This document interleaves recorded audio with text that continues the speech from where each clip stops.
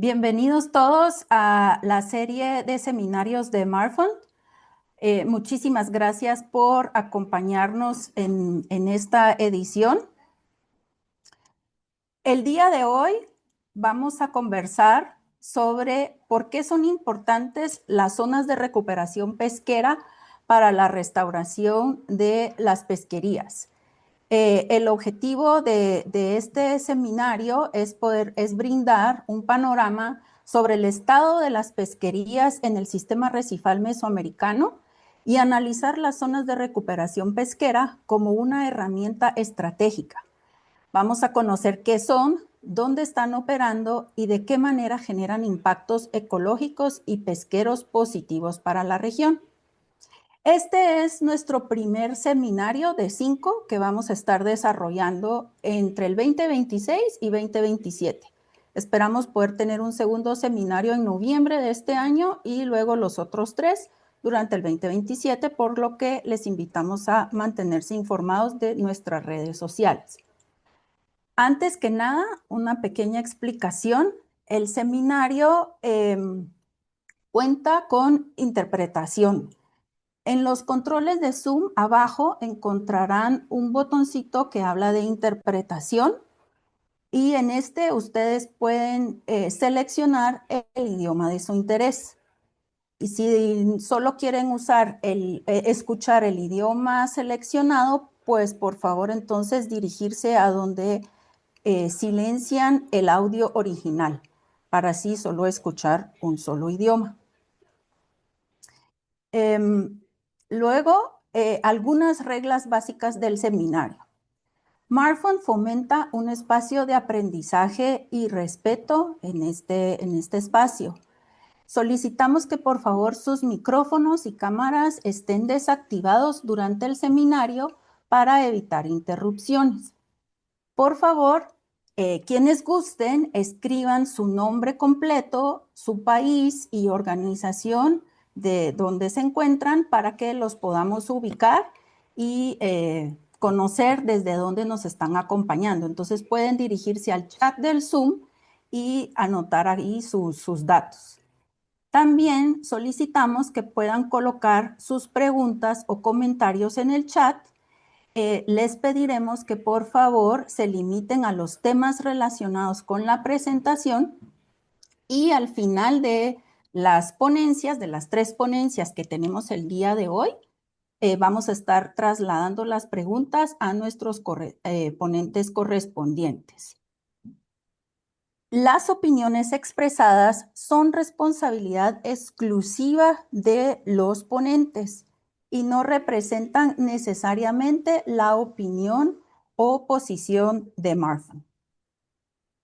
También queremos compartirles que Marfund cuenta con un mecanismo de quejas y reclamos donde ustedes pueden presentar o donde pueden presentar alguna queja, si llegaran a tenerla, y nosotros a través de este mecanismo la vamos a atender y a dar seguimiento a sus consultas, inquietudes o quejas relacionadas con sus actividades vinculadas a los proyectos que algunos de ustedes pues los estamos apoyando. Les solicitamos entonces, porque voy a dejar de compartir esta lámina en un ratito, que por favor puedan tomarle una foto para que se queden con el código QR y que así puedan ustedes tener acceso al mecanismo. De igual forma, este mecanismo se encuentra publicado en nuestra página web si llegaran a perder el código QR. Entonces, sin más, quiero comentarles que esta serie de seminarios web se ubica dentro del programa de Marfund nominado Pesca para el Futuro. A través en este programa, Marfund, con el apoyo del programa Proteger y Restaurar el Capital Natural de los Océanos, aumentar la resiliencia y apoyar las inversiones en toda la región para un desarrollo socioeconómico azul sostenible, conocido en cortito como Proyecto ProCaribe, el cual es implementado por el UNDP, el GEF y la UNOPS, Marfan se encuentra trabajando un proyecto denominado Apoyando la creación de zonas de recuperación pesquera en el sistema arrecifal mesoamericano.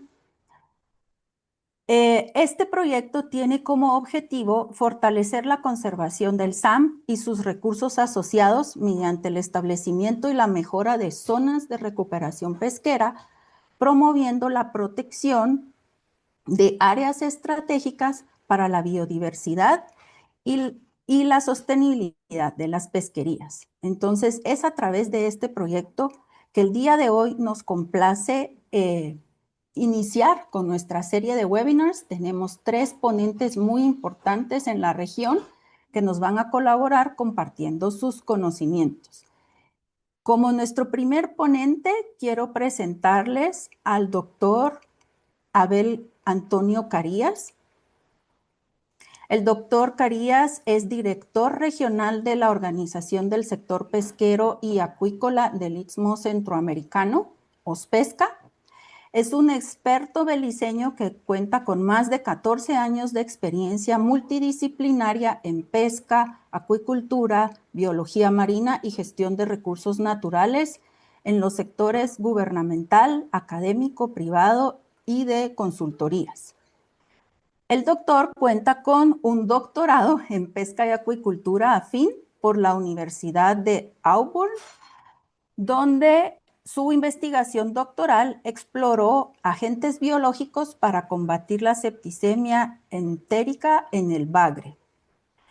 Posee una amplia experiencia en política pública y cooperación internacional, con más de 25 proyectos de consultoría a nivel nacional y regional. También una trayectoria reconocida de colaboración internacional, incluyendo proyectos con la FAO, WWF, el Banco de Desarrollo del Caribe y The Nature Conservancy. Es un especialista en sostenibilidad y diplomacia científica con experiencia en desarrollo de capacidades, acuicultura sostenible y formulación de políticas regionales. Entonces, sin más, agradecemos al doctor su colaboración en este seminario y para que nos pueda presentar el tema Estado actual de las pesquerías en el SAM. Voy a darle el espacio al doctor. Muchas gracias.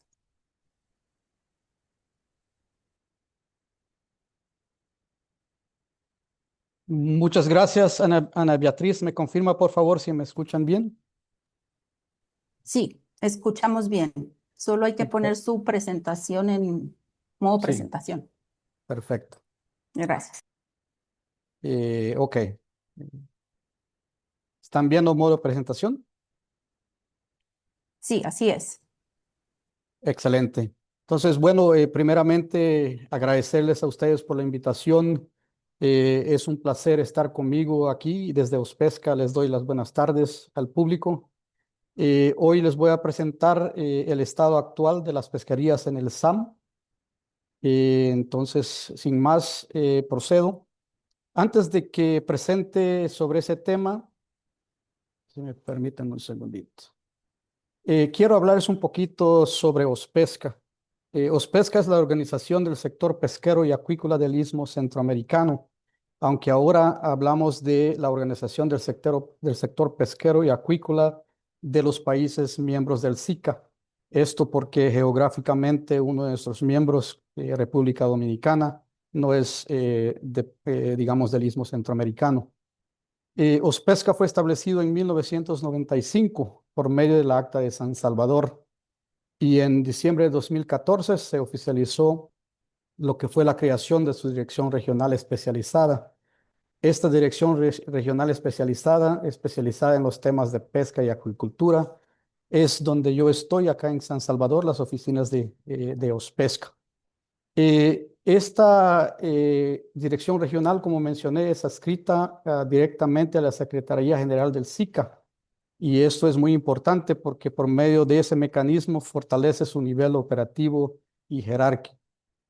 Es importante porque fortalece el marco jurídico e institucional que es necesario para armonizar las políticas de gestión sostenible de los recursos marinos compartidos y la acuicultura. Además, nos permite operar como un bloque regional consolidado, fortalece nuestras capacidades de negociación internacional y potencia el desarrollo socioeconómico de las comunidades pesqueras y acuícolas. Es una institución especializada, como mencioné, del SICA, y el objetivo primordial es de coordinar la definición, la ejecución y el seguimiento de las estrategias políticas, los proyectos relacionados con el marco normativo de alcance regional. Entonces, cuando digo el marco normativo, es un marco, como voy a mencionar después, que tiene, digamos, acuerdos vinculantes, que es muy importante porque a nivel regional podemos conjuntamente elaborar acuerdos y implementarlos. Y por supuesto, esto se hace para mejor conducir al desarrollo sostenible de las actividades pesqueras y acuícolas. En términos de su composición, OSPESCA se integra por las autoridades de pesca y acuicultura en los países miembros, que son, como ya mencioné, los países centroamericanos y la República Dominicana. Se constituye por tres órganos: el Consejo de Ministros, que son, digamos, los que toman las decisiones de alto nivel. Estos son los compuestos por los ministros de las autoridades de pesca y acuicultura. Está la comisión ejecutiva, el comité ejecutivo, perdón, que su función es darle seguimiento y evaluación a la política de integración. Y está el consejo, la comisión, perdón, siempre me confundo, la comisión técnica, que está compuesta por los directoras de pesca y acuicultura. Su función es de darle el apoyo científico, el apoyo técnico. Y luego, como mencioné, está la dirección regional en las oficinas del SICA acá en San Salvador, que nosotros apoyamos y coordinamos los esfuerzos de OSPESCA. Ya conociendo un poquito las funciones y responsabilidad de OSPESCA, nosotros estamos relacionados con el SAM a través de las autoridades de pesca y acuicultura. Específicamente en este caso las autoridades de Belice, Guatemala y Honduras. A nivel de OSPESCA podemos indicar que el SAM tiene una importante biodiversidad marina al contar con 500 especies de peces, por ejemplo, 65 de corales petreos, 350 de moluscos y numerosos especies de crustáceos, entre la cual tal vez la más emblemática es la langosta espinosa del Caribe.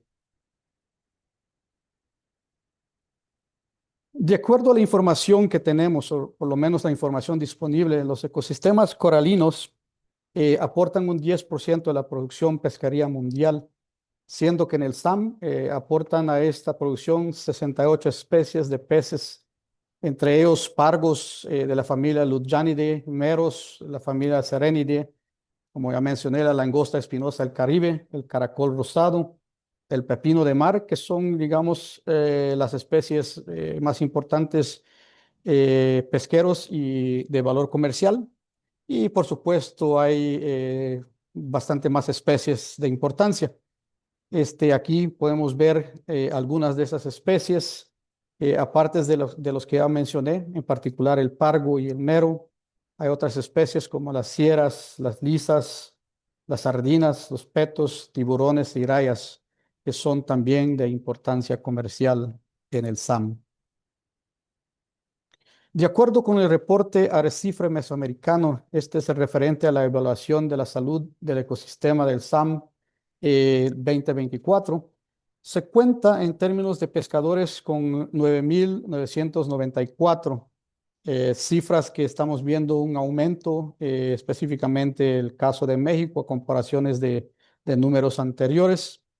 Como lo ven en la diapositiva, Belice cuenta con 3.540, Guatemala 1.067, Honduras 4.300 y México 1.087. Pero es importante mencionar que actualmente no existe una cifra oficial única y centralizada, porque como saben, el número exacto de pescadores que operan exclusivamente en el SAM, pues en su mayor son pesca artesanales y de pequeña escala. y a menudo estos pescadores están descentralizados y se registra de manera a veces un poco informal. Pero sin embargo, hay alguna información que a nivel nacional que es posible dimensionar una parte sustancial de la fuerza laboral pesquera de la región. Por ejemplo, se dice que en Honduras más de 10,000 pescadores artesanales dependen de una manera u otra en los ecosistemas costeros y de arrecifes para su sustento. En el caso de Belice hay informes nacionales recientes, que indican que hay entre 3,300 a 40,000 pescadores artesanales comerciales. Estos son los que tienen licencia oficialmente. Por su parte, en México, en la parte de Quintana Roo, como el caso de Guatemala, albergan extensivas comunidades a lo largo del SAM, lo que a veces complica un poquito tener unos buenos datos en cuanto al número de pescadores, ¿no? Pero lo que es importante es que más allá del número de pescadores, lo que sí es importante y sabemos es que esta región es muy importante para la economía y la parte social de la gente que vive en esa área. Se estima que un aproximado de 2,000 millones, perdón, no 2,000, perdón, 2 millones, disculpen, de personas dependen directamente de los recursos marinos del SAM. Entonces, como ven, es una fuente muy importante de trabajos de alimentos y de medio de vida. De igual manera, cuando hablamos del número de embarcaciones, no existe una cifra única y exacta.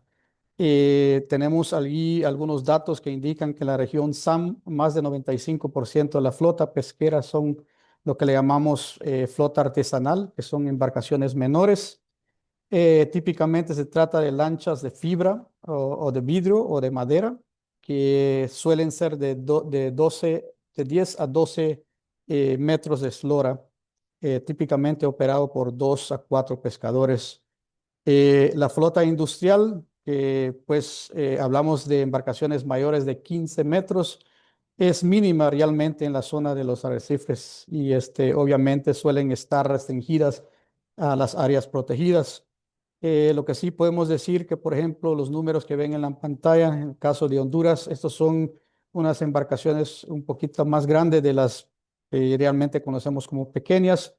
Hay 125 embarcaciones para la pesca de langosta, 47 embarcaciones para la pesca de pepino y en el lado de Quintana Roo, perdón, 7 embarcaciones para camarón y 19 embarcaciones para especies de escama.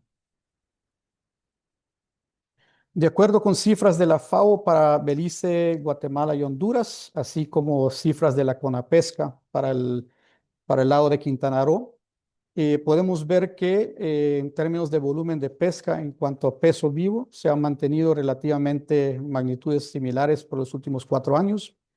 Se observa un incremento en el 2021 superando a los 20,000 toneladas en los últimos 4 años. Esto debido a los volúmenes en las capturas de langosta y caracol, al igual que diferentes especies de peces marinos. Pero sin embargo, específicamente se observa una disminución en el caso de los pargos y los meros, porque se atribuye digamos, donde unos estudios demuestran que hay capturas de tallas menores a las tallas de maduración, por ejemplo.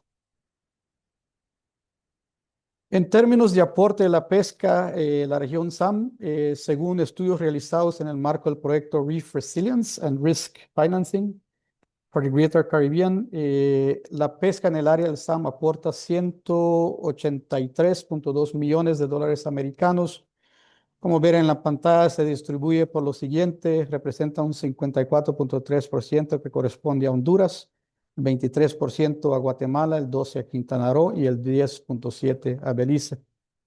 Es muy importante resaltar que la pesca es una importante fuente de ingresos de alimentos, como ya lo mencioné. Esto contribuye a la seguridad alimentaria de las comunidades pequeñas que existen en el SAM.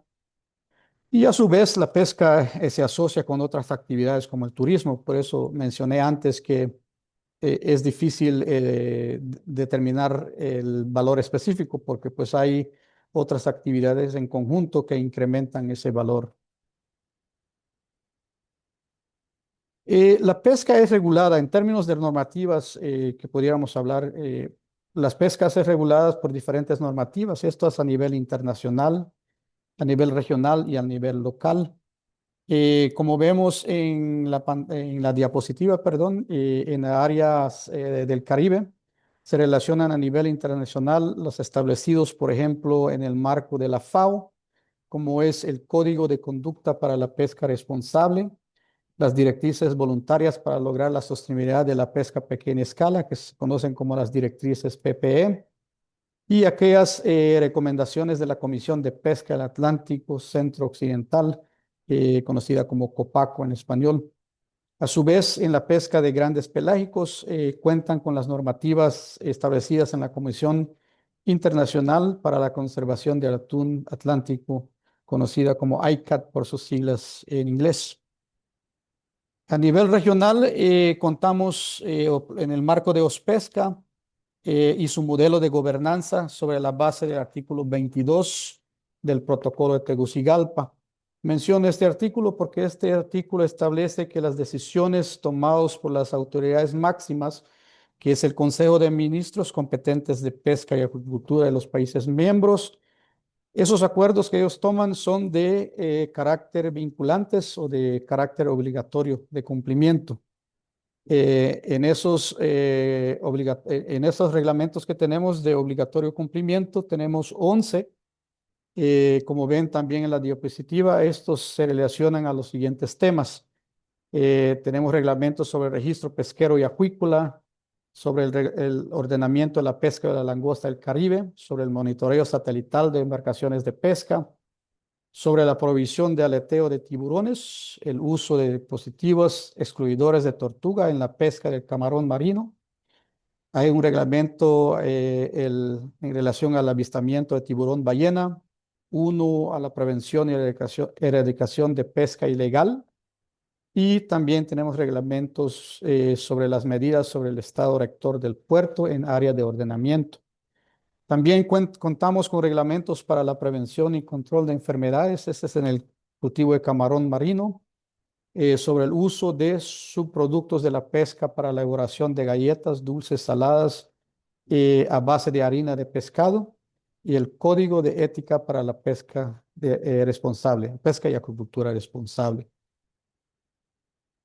A nivel nacional, hay también diferentes normativas que regulan la pesca, estableciendo medidas de ordenación como vedas estacionales, determinación de tallas mínimas de capturas, por ejemplo, artes de pesca, entre otros.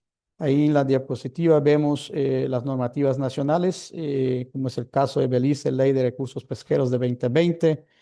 No voy a mencionar todos. De pronto, un punto importante que mencionar es que sí reconocemos que es importante también evaluar estas normativas nacionales para poder modernizarlas, perdón. Sin embargo, aunque existen esas normativas internacionales, regionales y nacionales, se reconoce que las poblaciones de especies objeto de la pesca se ven amenazadas por diferentes factores. Como vemos ahí en la lista, la pesca ilegal no declarada y no reglamentada, el uso de artes y métodos de pesca no adecuados o no autorizados, y la pesca furtiva son desafíos que tenemos.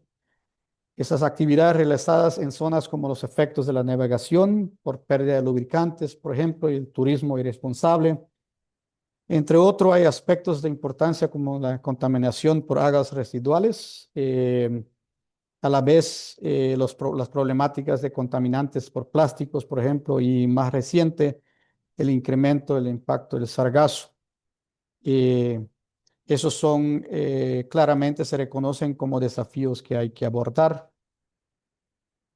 Eh, el cambio climático, eso creo que es reconocido, que afecta las condiciones del ambiente, así como la presencia de especies invasoras como el pez león.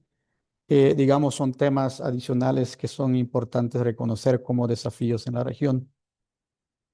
¿Qué se está haciendo para abordar estos desafíos? Bueno, tenemos bastantes acciones se vienen realizando para superar estos desafíos.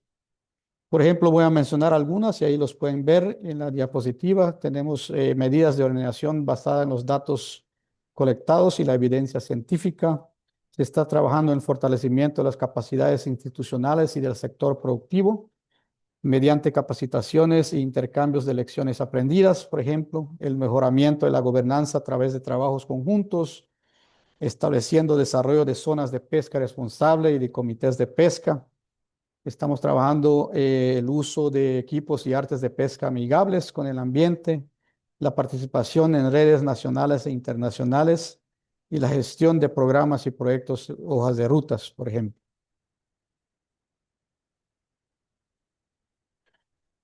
A nivel regional, uno de los instrumentos que se impulsan es la Estrategia Regional para el Crecimiento Azul en los países del SICA, mejor conocida como el ERCA. En esta estrategia se trabajan los siguientes temas, se atienden los siguientes temas, perdón, la presencia del sargazo y la contaminación por plásticos, el uso de subproductos de la pesca, la planificación espacial marina, la comercialización de productos trazados y la seguridad en alta mar de pescadores mediante el seguimiento satelital de embarcaciones. También se cuenta con otras estrategias cuyo enfoque está dirigido al desarrollo de la acuicultura y a prevenir la pesca ilegal no documentada y no reglamentada. Tenemos también varios planes de acciones regionales para ordenación y conservación de especies y pesquerías, como es el caso de tiburones y rayas, y varias guías técnicas y manuales para la aplicación de la veda y evaluación de stack de langosta, por ejemplo. Para el periodo 2026-2035, recientemente el Consejo de Ministros de OSPESCA aprueba la nueva política regional de integración, la conocemos como la política PINPESCA. El objetivo es mantener una constante actitud de esfuerzo y resultados de mejora en la gestión de la pesca y la acuicultura, en el contexto de la pesca y la acuicultura responsable y materialización de los Objetivos de Desarrollo Sostenible de las Naciones Unidas. Esto considera una transformación azul, la nutrición, la seguridad alimentaria y las mejoras de las condiciones de vida de pescadores y acuicultores en la región. Entonces, esta nueva política prácticamente nos guía, nos marca el paso para los siguientes 10 años. En tal sentido, se trabaja los siguientes ejes prioritarios. Quiero mencionar que la política fue elaborada en un proceso consultivo, donde se llevaron numerosas consultas con las autoridades de todos los países miembros y también las partes interesadas. Se reconoce claramente esos temas que ya mencioné, algunos de ellos como, digamos, las problemáticas más importantes que atender, pero se reconoce que hay, digamos, el potencial y para atenderlos. Y estos, por este medio, se reconocen 7 ejes prioritarios para trabajar en el marco de la nueva política de integración. Estos son los siguientes, ahí los pueden ver en la diapositiva, es fortalecer las institucionalidades y gobernanzas de OSPESCA, trabajar en la gestión sobre bases científicas, trabajar la pesca y acuicultura responsable y sostenible, el desarrollo y fomento de la pesca y la acuicultura, y de manera especial podría decir yo que la participación y el liderazgo mediante la integración de los diferentes sectores, tomando en cuenta la equidad. Cabe mencionar que en colaboración con la Asociación Interamericana de la Defensa del Ambiente, AIDA, estamos trabajando un proceso de elaboración de una propuesta del plan de manejo de arrecifes con un enfoque pesquero para la región del SICA. Esto está específicamente enfocado en la primera etapa en la área del Caribe y luego se hará lo mismo en la parte del Pacífico. El plan contempla una visión de la situación actual, incluyendo los siguientes temas: el estado del arrecife, los aspectos normativos, la actualización de la situación de la pesca, la participación de la mujer y de los jóvenes. Este plan tendrá la definición de líneas de acción con indicadores, así como una hoja de ruta para su implementación. Esta construcción de este plan requiere la participación de todos los diferentes actores Entonces ya tomo la oportunidad para extenderles una invitación a poder ser parte de este proceso. Estaremos muy pronto contactándolos para que puedan acompañarlos en este proceso. Bueno, eso sería todo mi presentación. Muchísimas gracias y quedo a la espera. Entiendo que al final de las presentaciones para cualquier comentario, cualquier pregunta que tengan. Gracias. Muchísimas gracias, doctor, por su presentación y por ponernos en contexto en cuanto a las normativas, los documentos y las acciones que OSPESCA está trabajando en la región, no solo del SAM, sino en toda la región del Caribe. Ahora le vamos a dar la bienvenida a el maestro Omar Rivera. Omar es mentor de cambio en la organización Comunidad y Biodiversidad, conocida en cortito como COBI. Omar es biólogo marino con formación en ciencias de la sostenibilidad. Tiene experiencia en conservación marina comunitaria, monitoreo participativo y resiliencia socioecológica. Ha trabajado de manera cercana con comunidades del Caribe mexicano en el desarrollo conjunto de iniciativas de conservación. ¿Sí me escuchan? Sí, sí. Perdón. Sí, Ana, sí, sí Sí, te escuchamos. perdón. Gracias. Decía que él ha trabajado de manera cercana con comunidades del Caribe mexicano en el desarrollo conjunto de iniciativas de conservación que integran conocimiento local, ciencia comunitaria y procesos colaborativos orientados a fortalecer la gobernanza marina y las pesquerías sostenibles. Omar el día de hoy nos va a presentar qué son las zonas de recuperación pesquera y cómo funcionan, el estado actual en la región y cuántas y dónde las podemos encontrar. Adelante, Omar. Gracias. Listo, Ana, muchas gracias.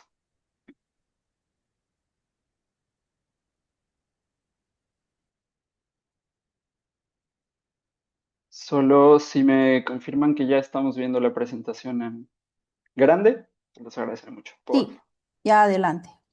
Muy bien, muchas gracias. Pues buenas tardes, muchísimas gracias por la invitación. Es un gusto estar por acá compartiendo algunas experiencias del lado de COVID y pues compartir panel con personas súper capaces y que estamos aprendiendo mucho de sus experiencias. Vamos a iniciar, justo les cuento un poquito sobre COBI. Nosotros somos una organización de la sociedad civil con 27 años de experiencia trabajando de la mano de comunidades pesqueras en México y en los últimos años justamente ampliando nuestro trabajo en comunidades de América Latina y el Caribe. Nuestro trabajo está enfocado en la conservación marina, las pesquerías sostenibles de la mano de las comunidades pesqueras. Me gustaría empezar un poco justo contextualizando. Creo que de, dentro del contexto de problemas complejos que vivimos en el mundo, de ciertas décadas para acá, 30 años para acá, creo que justamente se ha empezado a voltear a ver al conocimiento local y la importancia de incluir el conocimiento local en los trabajos de conservación, ¿no? Y eso creo que lo hemos estado experimentando durante los últimos años.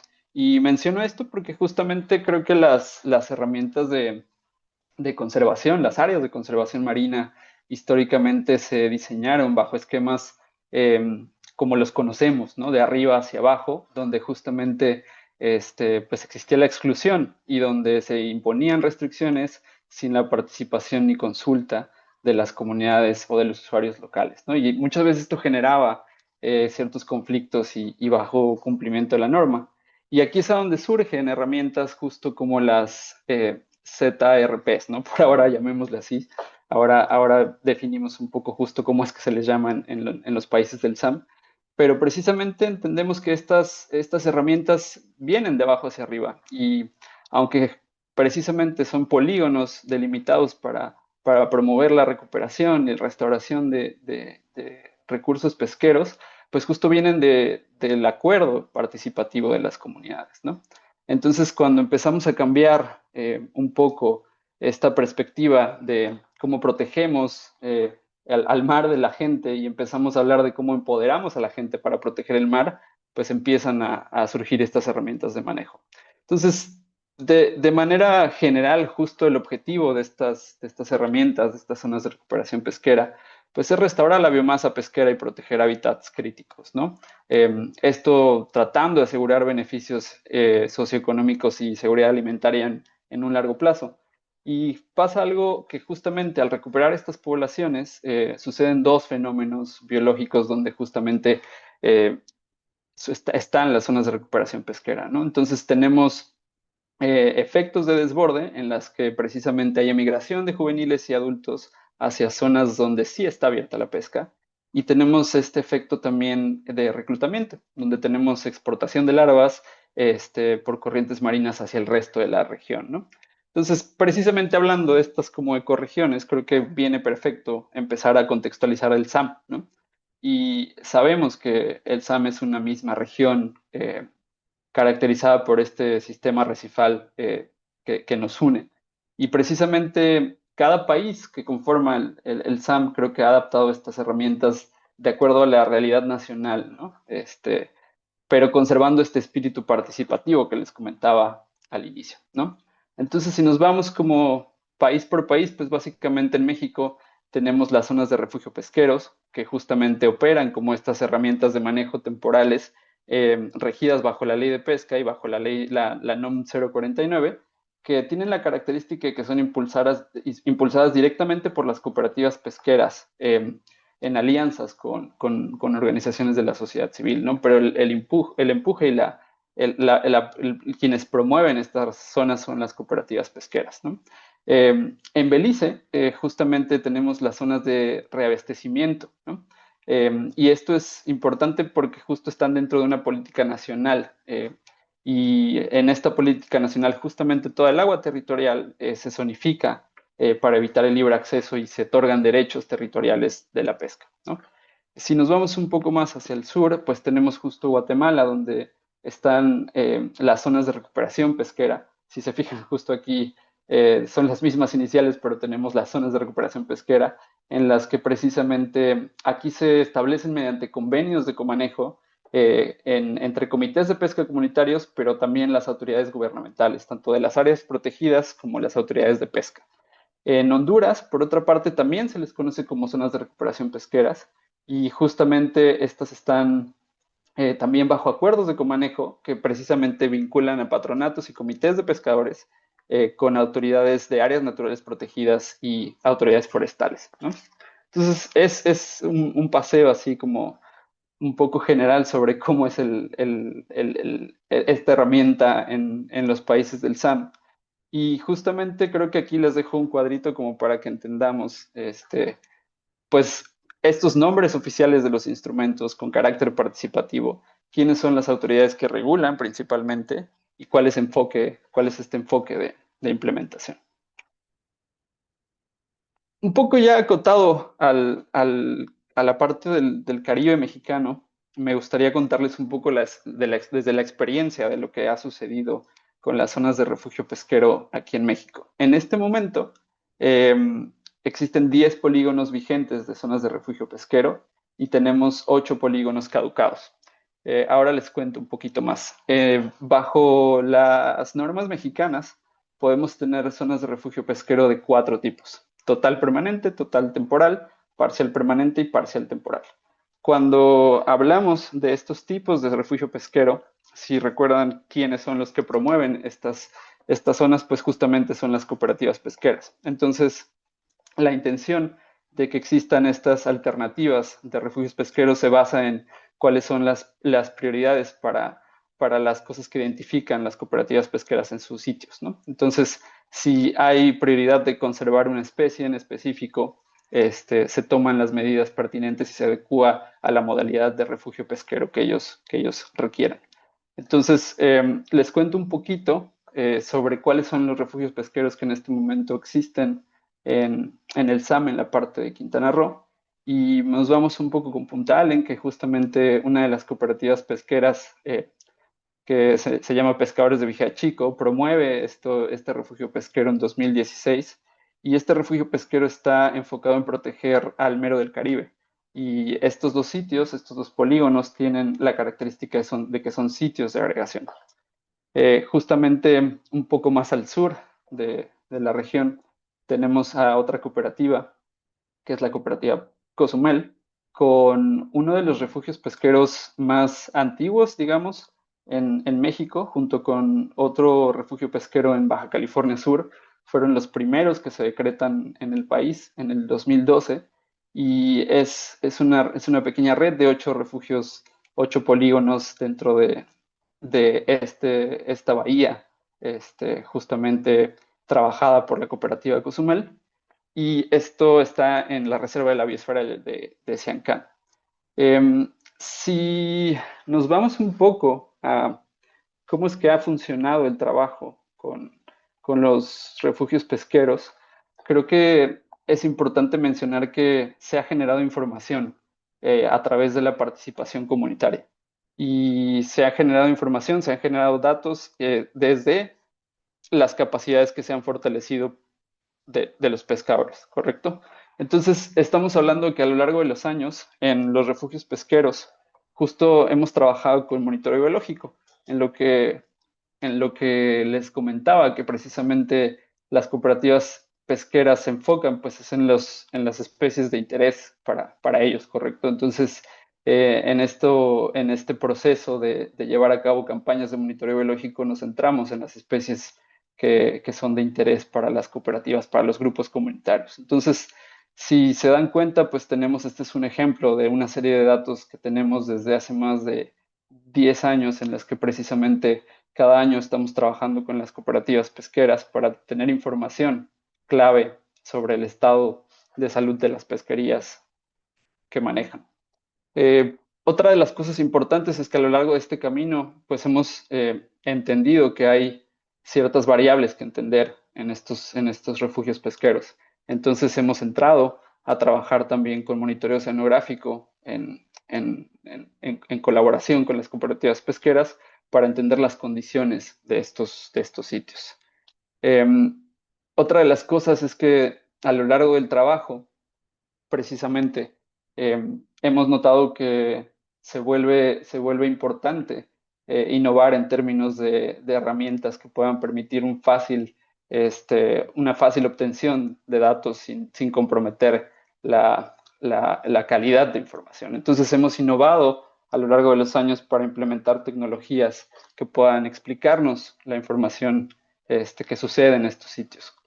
Entonces, una de las cosas que se han implementado, pues, en este monitoreo acústico que realizamos en uno de los refugios pesqueros de Punta Allen, donde precisamente estamos implementando estas tecnologías para entender desde otra perspectiva cómo es que está la salud de las pesquerías. En términos como generales, creo que el monitoreo participativo, que es la esencia de este trabajo con esta herramienta, impulsa estos procesos de reflexión, de aprendizaje, de concientización y de apropiación de manera sustentable los recursos, ¿no? Eso es lo que hemos estado confirmando a lo largo de estos años. Y a mí me gustaría dar una perspectiva de lo que sucede con el trabajo en los refugios pesqueros desde una visión social, ¿correcto? Porque justo el trabajar a lo largo de todos estos años con personas, precisamente, nos ha dejado muchos aprendizajes en todo nuestro camino de trabajar con los refugios pesqueros. De entrada, una de las cosas es que a lo largo de este tiempo hemos estado observando que se han fomentado los espacios de participación igualitaria. Conocemos justo que uno de los retos principales en el sector es la parte de inclusión de género a las actividades y de reconocimiento del valor que tiene el papel de las mujeres dentro de las actividades en la pesca. Entonces, lo que hemos visto es que justo independientemente de estos objetivos y metas tangibles como son la recuperación de biomasa, como todo lo que normalmente se establece, hay cosas detrás que han tenido mucho mayor peso en el sentido de la cohesión social que se ha formado en las comunidades, ¿correcto? Entonces, una de estas cosas precisamente es la participación igualitaria, no solo en la toma de decisiones de la gobernanza interna de las comunidades, sino en la participación directa en las actividades de monitoreo, de colecta de datos, de análisis de información de las actividades que tenemos en los refugios pesqueros. Claramente, pues todo esto ha sido un proceso de fortalecimiento de capacidades, en las que pues justamente hay ya más de 3 generaciones de pescadoras y pescadores que se han fortalecido en muchos sentidos, no solamente técnicos, sino de habilidades blandas alrededor de los refugios pesqueros.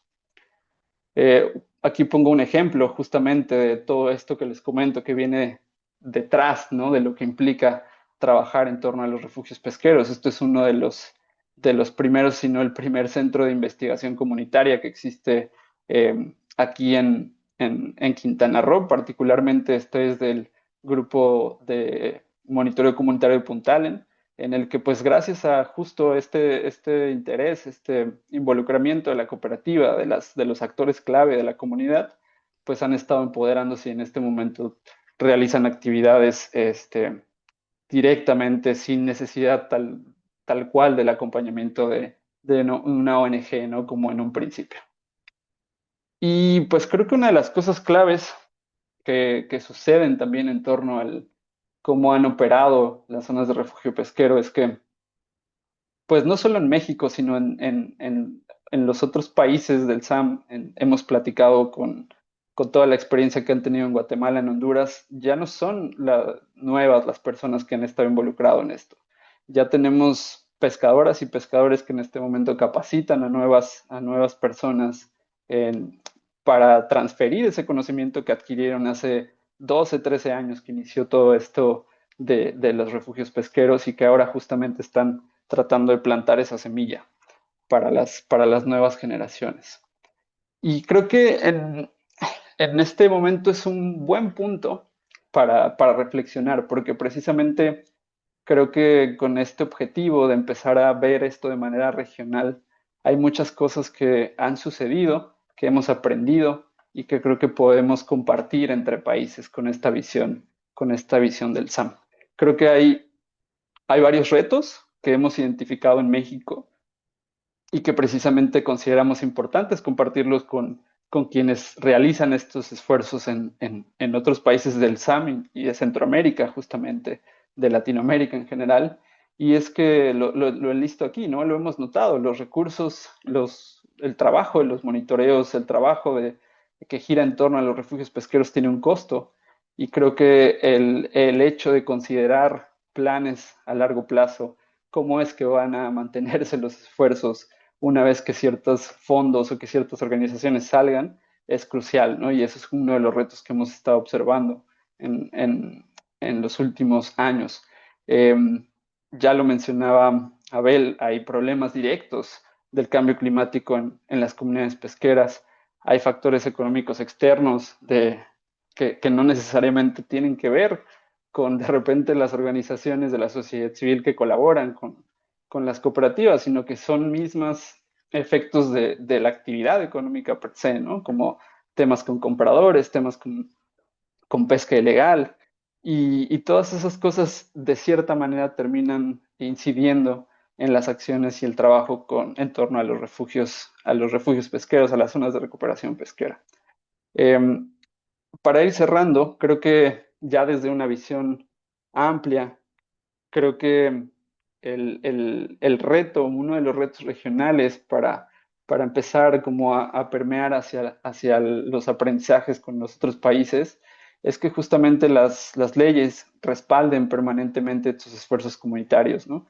Que definamos y que empezamos a visualizar nuevas tecnologías para facilitar el monitoreo participativo ante justamente entender que los esfuerzos cuestan y que de repente toca priorizar cosas.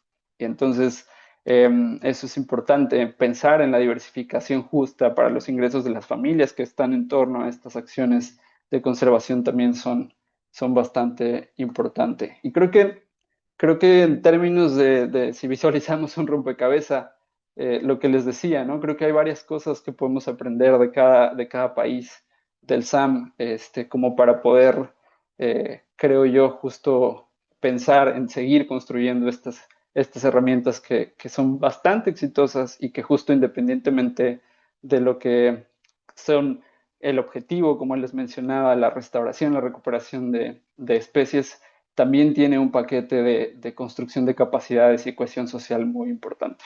Entonces, con eso la dejo y pues muchas gracias. Muchísimas gracias, Omar, por compartirnos cómo ha sido la experiencia de COVID en todo el tema de las zonas de recuperación pesquera en la región. Sabemos que algunos de nuestros socios con los que estamos trabajando ya los han contactado para que ustedes puedan ir dando a conocer estos procesos y estas experiencias. Ahora vamos a dar la bienvenida a la maestra en ciencias Ana Giró. Ana es coordinadora para Guatemala por la organización Healthy Reefs for Healthy People. Ana tiene más de 20 años de experiencia en investigación, conservación y manejo de arrecifes coralinos en Guatemala y en la región. Es pionera en la investigación de arrecifes coralinos en Guatemala, con experiencia en mapeo, monitoreo y caracterización de arrecifes, incluido el descubrimiento y documentación del arrecife de Corona Caimán, o Cayman Crown, como lo conocemos también. Lideró la investigación y el proceso técnico que sustentaron la creación de las primeras zonas de recuperación pesquera en el Caribe de Guatemala y contribuyó a la protección de hábitats y pesquerías. Ana también ha colaborado en proyectos de conservación financiados por la Agencia de los Estados Unidos para el Desarrollo Internacional, el Fondo para el Medio Ambiente Mundial y otras iniciativas internacionales. Es reconocida en el 2025 con el John Ogden President's Membership Award de la International Coral Reef Society por sus contribuciones a la ciencia y a la conservación de los arrecifes coralinos. Damos la bienvenida a Ana para que pueda presentarnos el tema beneficios ecológicos de las zonas de recuperación pesquera y para las pesquerías en el SAM. Adelante, Ana. Gracias Ana Beatriz, gracias por esa introducción y gracias por la invitación. Les voy a compartir pantalla ahora. No sé si la ven. Sí, adelante. Share, ok. Listo. Pues para mí me da mucho gusto poder presentar los beneficios de las zonas de recuperación pesquera para los ecosistemas y las pesquerías del sistema arrecifal mesoamericano. De hecho, bueno, como bien decía Ana Beatriz en la introducción, tenemos varios años de estar trabajando en este tema para Guatemala y además pues con varios de nuestros socios como es COI, que hemos trabajado esto de la mano, también con esos aprendizajes que nos presentó Omar, pues hemos de igual manera adaptado, ¿no?, esos aprendizajes al tema de beneficios también para el ecosistema. Y bueno, yo también una breve introducción de mi organización, que es Healthy Reefs for Healthy People. Nosotros tenemos más de 20 años de monitoreo arrecifal y reportes sobre el estado de salud de los arrecifes en el SAM. Entonces, lo que nosotros realizamos es básicamente crear datos, o sea, hacemos todos los informes de la salud del arrecife a nivel de toda la región. Trabajamos México, Belice, Guatemala y Honduras. Y realizamos estas publicaciones, pues hemos hecho varias publicaciones ahora. La primera pues fue en 2008, 2010, 12 y así hasta la última fue en el 2024, pero estamos trabajando en nuestro nuevo reporte que pronto vamos a lanzar ahorita a finales de 2026. Y básicamente nuestro reporte lo que nos dicen es qué, dónde y cómo está respondiendo la salud arrecifal al manejo. Y tenemos estos 4 indicadores clave que les presento acá, que es la cobertura de coral vivo, o sea, queremos que haya mucha cobertura de coral vivo, la cobertura de macroalgas carnosas, la biomasa de peces herbívoros y la biomasa de peces comerciales. Ahora, en este sentido, porque estamos hablando de zonas de recuperación pesquera y beneficio que tienen estas para el ecosistema, nos vamos a estar enfocando en la biomasa de peces comerciales y nuestros datos a lo largo del tiempo en este indicador. Nuestro último reporte que les mencionaba, que fue publicado en el 2024, lo que nos indicó en cuanto a biomasa de peces comerciales para todo el sistema arrecifal mesoamericano es que nos encontramos en un mal estado. Y esto pues es a diversos factores, ¿verdad? Vimos también la presentación del doctor Abel, del maestro Omar, donde veíamos por qué estamos viendo estas bajas, ¿no? En la biomasa de peces comerciales, sobre todo las que están orientadas a esto, ¿no? Al uso comercial. Entonces tenemos pues la pesca ilegal, no declarada y no reglamentada, la pérdida de hábitat, que esto pues hemos visto en los últimos años, esa pérdida de hábitat, esa pérdida de corales vivos, y el cambio climático, ¿verdad? Que nos continúan impactando. Entonces, ahí ven pues una gráfica de cómo ha ido cambiando y evolucionando al nivel de los 4 países del SAM y como vemos pues este indicador. Pero bueno, nosotros lo que nos hemos dado cuenta a lo largo de todos estos años que llevamos recabando datos es que los datos pues guían la acción también, ¿verdad? ¿Y a qué me refiero con esto y con estas gráficas que vemos abajo? Lo que vemos acá es que nosotros en nuestros datos comparamos la ubicación de estas áreas, ¿verdad? Con respecto a si están protegidas o áreas si no están protegidas, a todos estos sitios que nosotros monitoreamos. Y en las gráficas pueden ver que el color gris significa básicamente que son áreas que están afuera de áreas marinas protegidas, o sea, son zonas que no tienen protección alguna. Y luego las otras 3 son zonas que están dentro de áreas marinas protegidas, pero tienen diferentes niveles de protección. Entonces, la gráfica pues que vemos acá, esta que está en verdecito, lo que quiere decir es que es un área marina protegida, pero es un área de uso general, que no tiene básicamente pues casi nada en cuanto a restricciones, ¿no? A la pesca. Luego tenemos la morada, que lo que nos dice es que son áreas altamente protegidas. ¿Y qué quiere decir esto? Que tienen ciertas restricciones a la pesca, pero que no es una pesca que está completamente cerrada, ¿no? Y luego tenemos las áreas totalmente protegidas, que son lo que ustedes pueden ver acá en la barrita, que es la rosada. Entonces decidimos comparar, y acá lo que vemos es la biomasa de peces herbívoros, ¿verdad? Del lado derecho, y la biomasa de peces comerciales, que son todas estas gráficas que están del lado izquierdo. Y lo que nos dimos cuenta es de que como más protección, tenemos más biomasa de peces, ¿verdad? Entonces, lo que hablábamos antes de que las zonas de recuperación pesquera son importantes para la pesca, que las zonas de recuperación pesquera pues nos ayudan a que haya ese efecto de rebalse que vamos a hablar un poquito más adelante, pero que también lo mencionó Omar, pues los datos nos guían, ¿no? Nos dicen que sí, que dentro de estas zonas pues vemos más peces. Y ahora también lo que hicimos fue un análisis de los meros y pargos, ¿verdad? Nos enfocamos en estas especies de importancia comercial para la región. Y lo que tenemos acá básicamente es que del lado izquierdo tenemos a los pargos, ¿verdad? Toda esa columna y todas esas gráficas, y luego del lado derecho tenemos a los diferentes especies de meros. Pero lo que yo quiero que ustedes se den cuenta acá es la línea que está punteada, nos dice cuándo estas especies llegan a su madurez sexual, cuándo son maduros, ¿no? Para poder reproducirse. Y dentro de nuestros datos, los que nos dimos cuenta es de que nuestras observaciones van más de especies que están de tallas pequeñas, ¿verdad? Que aún no han llegado a esa madurez sexual para reproducirse. Y luego los datos que vemos donde sí tenemos especies que están en su madurez sexual se encuentran dentro de las zonas de recuperación pesquera que son áreas totalmente protegidas, ¿verdad? Entonces, esos datos pues nos dicen básicamente que lo que estamos viendo son especies que están muy pequeñas, que no se han llegado a su talla de madurez sexual, y eso pues es alarmante. ¿Y por qué también es alarmante? Porque necesitamos peces grandes para poder tener más larvas, ¿verdad? De peces, básicamente. Entonces acá pues esto es pues una comparación de las medidas y cuánto puede producir un pez.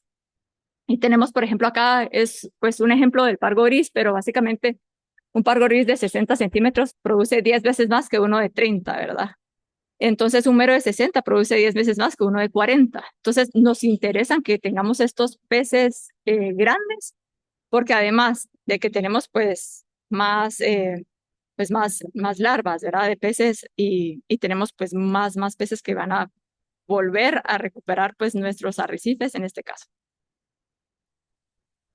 Importante también para la pesca. Y bueno, nosotros pues hemos lanzado también algunas campañas de por qué las zonas de recuperación pesquera son importantes, ¿verdad? Y también hemos hecho igual la distinción, como yo les mencionaba antes, de estas diferentes áreas también, de áreas, por ejemplo, que están totalmente protegidas, áreas de uso general, ¿verdad? Áreas que están altamente protegidas y así. Y bueno, las zonas de recuperación pesquera totalmente protegidas a la pesca, como les decía anteriormente, muestran más biomasa de peces y peces que son más grandes. Entonces, estos sitios son pues críticos para la recuperación de las poblaciones, son críticos para la viabilidad reproductiva, ¿verdad? Porque tenemos peces más grandes y pues esto no solo es factible con pues esto solo va a ser factible también con un adecuado control y vigilancia. Entonces, aquí es donde también pues quiero resaltar que esta fue una publicación que se realizó hace algunos años donde varias de las organizaciones que están seguramente acá presentes participamos en este documento y fue los principios biofísicos para el diseño de una red de zonas de recuperación pesquera en el SAM, ¿verdad? Entonces, lo que se quería era ver también la parte de la ciencia para este diseño de las zonas de recuperación pesquera, pero también de la mano del conocimiento pues local, ¿verdad? De las comunidades pesqueras. Entonces, todos estos principios, por supuesto, únicamente van a ser realmente, por así decirlo, efectivos si tenemos buen control y vigilancia de nuestras áreas, ¿verdad? Y si los pescadores y las comunidades pesqueras están de acuerdo con proteger los sitios para que pues esto sea realmente pues un éxito.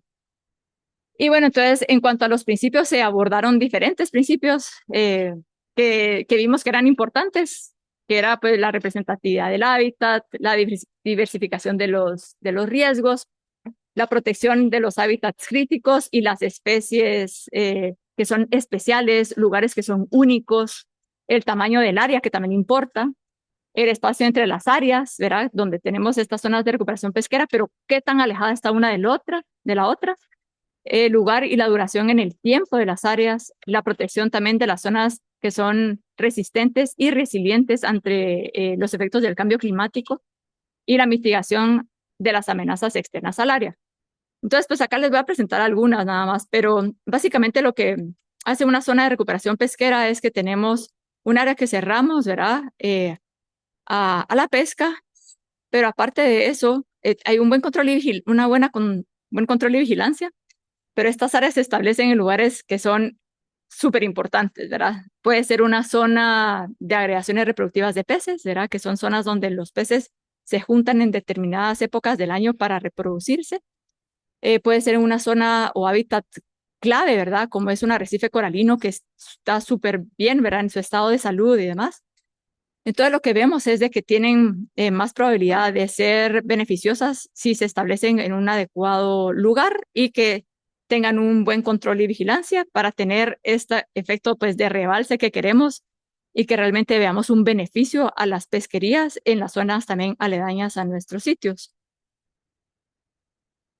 Pero bueno, el tamaño, como les mencionaba antes, también está basado en los patrones de desplazamiento de las especies focales. O sea, ¿qué queremos proteger? ¿Qué nos importa proteger? ¿Qué es lo que queremos que se recupere? Por ejemplo, alguna pesquería en algún área donde decayó, o sea, la cantidad de meros, o vemos, por ejemplo, las langostas en ciertos lugares.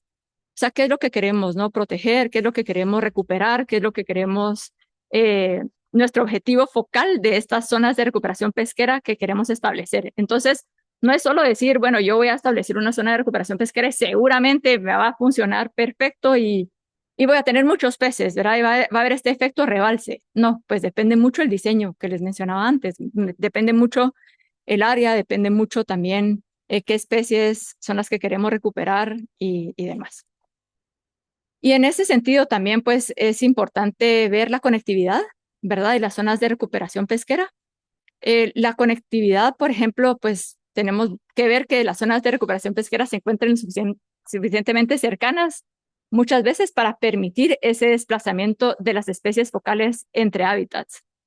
Y acá abajo es una representación gráfica que tuvimos en uno de nuestros reportes, del cual a mí me encanta, porque básicamente lo que vemos es el ciclo de vida del mero. Entonces tenemos, por ejemplo, los manglares, los pastos marinos, los arrecifes coralinos, donde los meros pues viven ya en su época pues de adultos, pero luego tenemos estas zonas de importancia, que son las zonas de desove, las zonas donde se agregan los meros a reproducirse, que es esta pues representada en esta punta, ¿no? Entonces los meros no solo están en las zonas arrecifales, sino que nadan una gran cantidad, pues a veces cortas distancias, a veces largas distancias, para llegar a estos sitios de zonas de agregaciones reproductivas del mero. Entonces, estos sitios son claves también para protegerlo. Por ejemplo, si protegemos el arrecife donde están los meros, pero no protegemos donde ellos nadan y se reproducen, pues ya no va a haber nada de regreso igual, ¿no? Si pescan la agregación, los meros no van a volver a llegar al arrecife y no vamos a tener pues todo este ciclo de vida tan importante.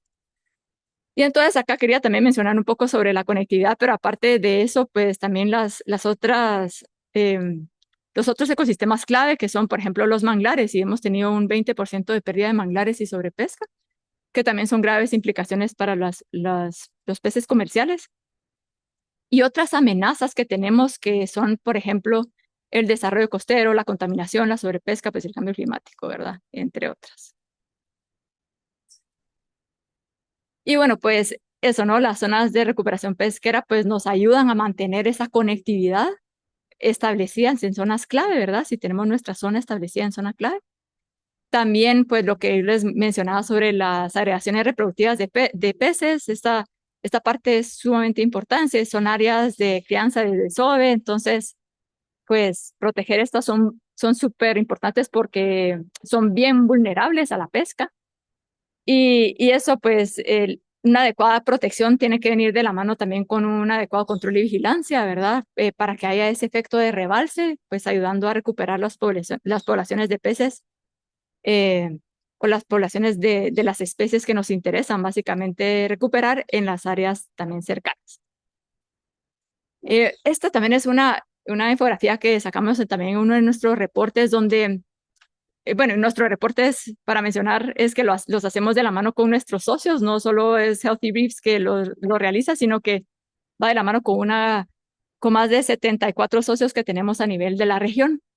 Y todos participan y todos dan también a conocer el por qué, en este caso, una herramienta para recuperar las poblaciones de peces de la NERSAM y qué debemos hacer. Entonces, uno, pues la colaboración transfronteriza, crear fuentes de ingresos alternativos también para los pescadores, para que estas zonas sean de igual manera exitosas, comunicar e involucrar a las comunidades desde un principio, tener un manejo de pesquerías basado también en derechos de acceso, y esto pues hemos visto el ejemplo que tiene Belice, ¿verdad? Con las pesquerías basadas en manejos en derechos de acceso, que han sido bastante exitosas.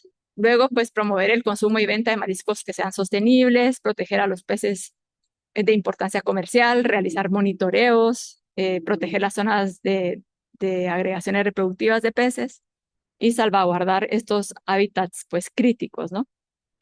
Entonces, una de las cosas que también se mencionaba o han mencionado mucho a lo largo de los años también nuestros socios y los pescadores es sobre la cadena de valor. Entonces, por ejemplo, les doy un ejemplo de acá de Guatemala, que muchos de los pescadores dicen de que el ingreso al pescador es muy pequeño en cuanto a que la cadena de valor, o sea, los intermediarios que compran el marisco y los que hacen la venta final del producto son los que más se llevan las ganancias. Entonces, eso es un tema también que pues habría que abordarlo, ¿verdad? Conjuntamente con tratar de reducir esa cadena de valor para que les quede más ingreso a los pescadores. Entonces, eso es otro tema de que puede ser también una herramienta clave, ¿verdad? Y bueno, como conclusiones, pues es necesario aumentar el tamaño y número de zonas de recuperación pesquera. Esto pues de la mano de las comunidades y crear pues estas zonas en sitios clave, como les decía otra vez, ¿verdad? Porque para mí es súper importante proteger las zonas de agregaciones reproductivas de peces, fortalecer el monitoreo regional coordinado, involucrar a las comunidades locales también en la gestión, en el monitoreo, en la conservación, que ellos lideren estos procesos es de suma importancia para que estos sitios sean realmente pues exitosos en su futuro y restaurar hábitats también clave para los peces y los arrecifes.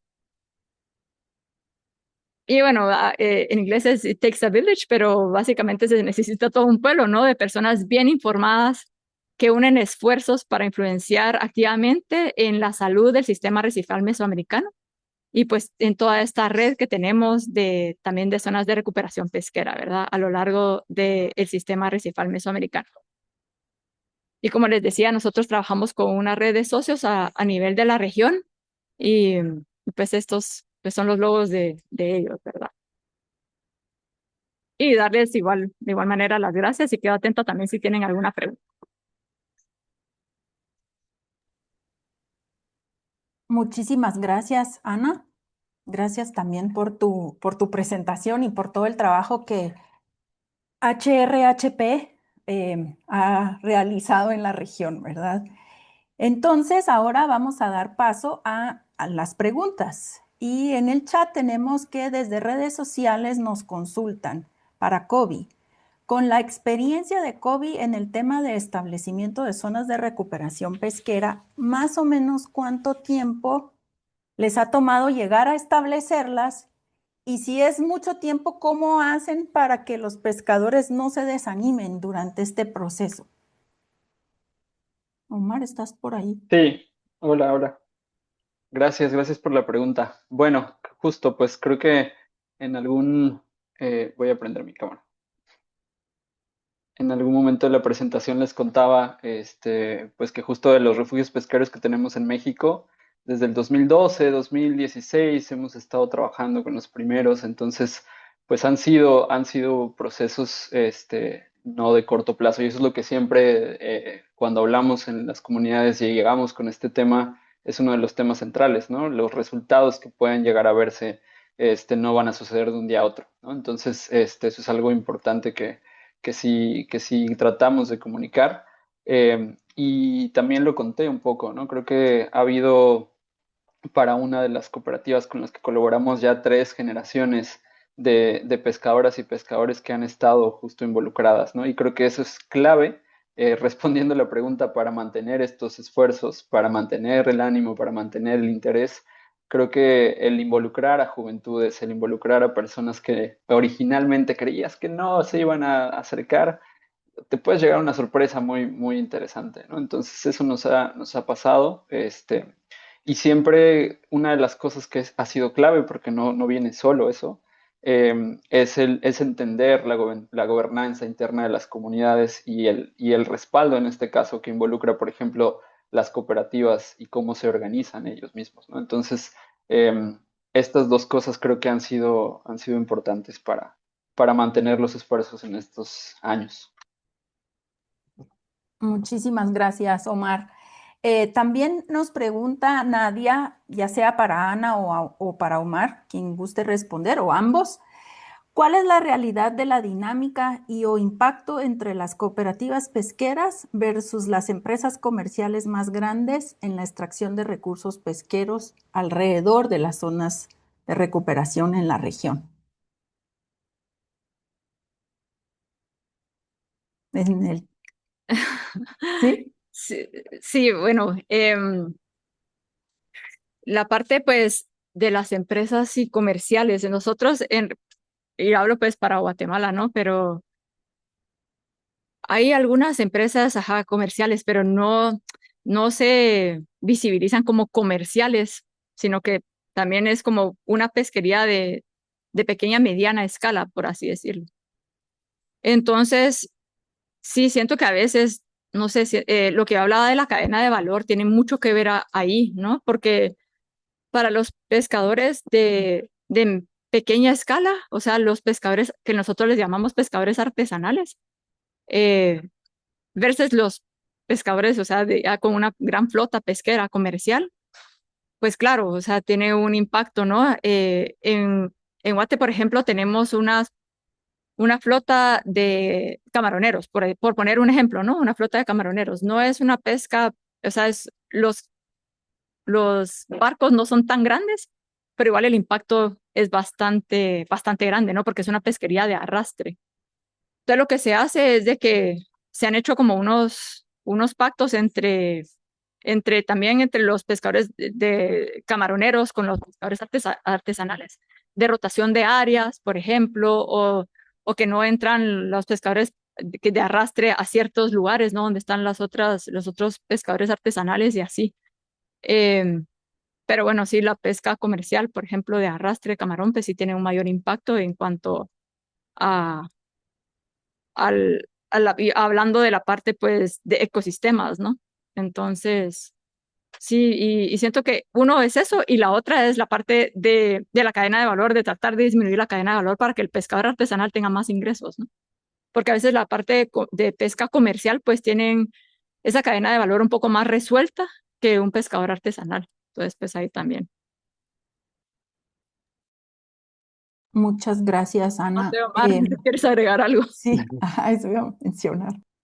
No, pues creo que nada más me parece pertinente hablar. No sé si en México, en Quintana Roo particularmente, ha habido como algún tema con empresas no sé, industria como pesquera a mayor escala, pues, pero creo que viene bien mencionar que un poco parte del trabajo y de las acciones en torno a los refugios pesqueros, al final de cuentas, involucra fortalecer la parte de vigilancia comunitaria. Entonces, en este sentido, no necesariamente hablando de empresas grandes, pero sí de otros, digamos, amenazas que pueden existir cerca de las comunidades donde hay refugios pesqueros, pues justo hay esta construcción de capacidades en torno a que protegen ellos mismos estos recursos, ¿no? Y es un poco complementar con las instancias gubernamentales y con estos esfuerzos locales pues estas como posibles amenazas como en torno o alrededor de los refugios, pero creo que en este sentido eso es lo que veo ahí para conectar. Ok, gracias, Omar. Tengo otra pregunta por acá para el doctor Carías. ¿Qué se necesita para que los países puedan trabajar juntos cuando las reglas y las necesidades de sus comunidades pesqueras no son las mismas? Sí, bueno, es importante un proceso consultivo muy fuerte. Por eso desde Ospesca nosotros abrimos un espacio consultivo am, a las comunidades, a los pescadores en sí, por medio mayormente de la asociatividad. Esa representación es muy importante y eh, el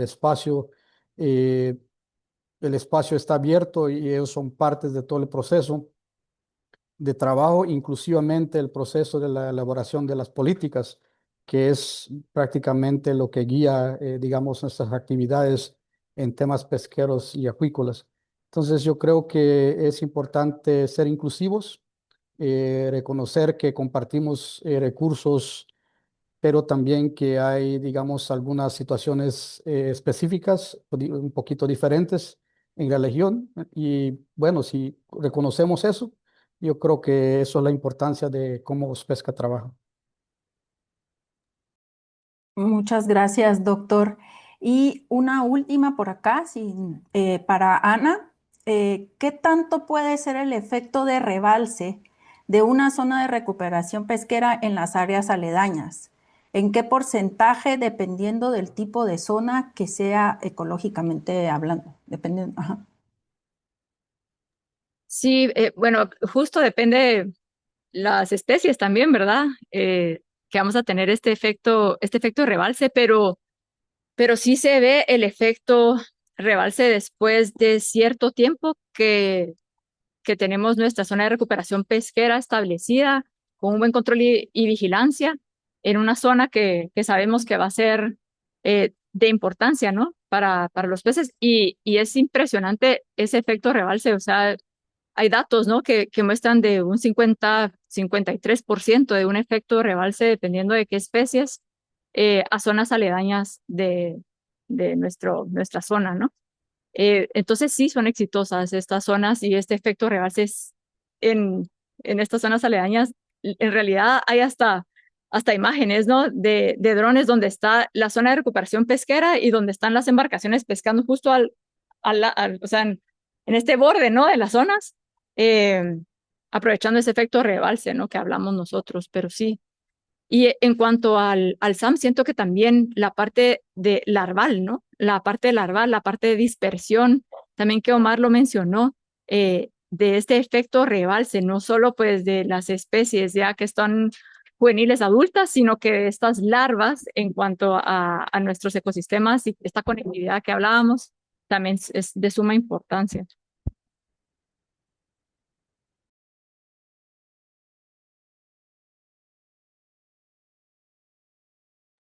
Bueno, muchísimas gracias, Ana. En nombre de Marfon agradecemos al proyecto Procaribe y también a nuestros grandiosos panelistas que el día de hoy nos dieron como la apertura a todo este interesante tema de las zonas de recuperación pesquera en la región del SAM. Como les comentaba, vamos a tener 4 seminarios más en este tiempo que se acerca y estaremos compartiendo otras experiencias, invitando también a los propios pescadores para que ellos nos puedan decir de su propia voz cómo ha sido todo este proceso para ellos y su importancia.